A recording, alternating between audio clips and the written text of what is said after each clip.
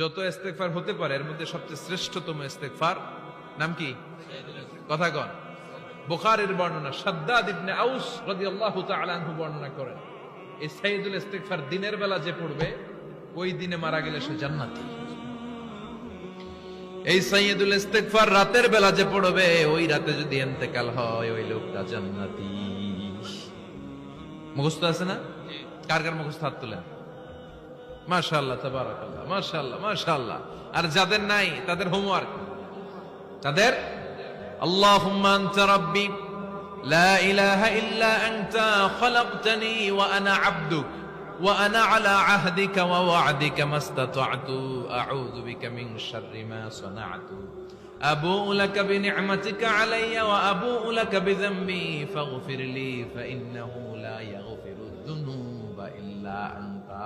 সুবহানাল্লাহ পড়ো আজকে রাতে পড়ো।